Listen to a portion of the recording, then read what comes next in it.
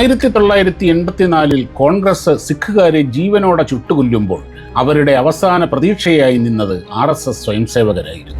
1984 സിഖ് വംശഹത്യയുടെ സമയത്ത് ഇന്ദർപാൽ സിംഗ് ഗ്വാളിയോറിലായിരുന്നു താമസം. അവിടെ അദ്ദേഹം ഡ്രൈ ഫ്രൂട്ട്സിന്റെ ബിസിനസ് നടത്തി വരികയായിരുന്നു. ഒക്ടോബർ 31 ഇന്ദിരാഗാന്ധി വധിക്കപ്പെട്ട വാർത്ത പുറത്തുവന്നു. നവംബർ 1 ഡൽഹിയിൽ നിന്ന് പൊട്ടിപ്പുറപ്പെട്ട കലാപത്തിന്റെ തീജ്വാലകൾ മധ്യപ്രദേശിലെത്തി. രാവിലെ ഏകദേശം 6-7 മണിയോടെ കലാപകാരികൾ തന്റെ കട കൊള്ളയടിക്കുകയും തീയിടുകയും ചെയ്ത വിവരം ഇന്ദർപാൽ സിംഗ് അറിഞ്ഞു. ആയുധധാരികളായ കോൺഗ്രസ് പ്രവർത്തകർ നഗരത്തിൽ ഉടനീളം ഭീകരാന്തരീക്ഷം സൃഷ്ടിക്കുകയായിരുന്നു. മരണം തന്റെ തൊട്ടുമുന്നിൽ നിൽക്കുന്നതായി ഇന്ദർപാൽ സിംഗിന് തോന്നി.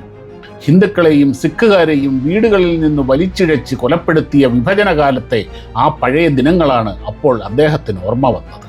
ആ നിമിഷം അയൽക്കാരായ രാംപ്രകാശ് നാഗ്പാൽ, അദ്ദേഹത്തിന്റെ സഹോദരൻ ഭജൻ സിംഗ് നാഗ്പാൽ, ലേഖ് രാജ്ബത്ര, ദേശ് രാജ്ബത്ര, രാംസ്വരൂപ് നാഗ്പാൽ എന്നിവർ സഹായത്തിനായി മുന്നോട്ട് വന്നു.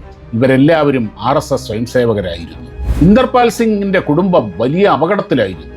അവർ വീട് പൂട്ടി ഈ RSS സ്വയംസേവകർക്കൊപ്പം അവരുടെ വീട്ടിലേക്ക് പോയി.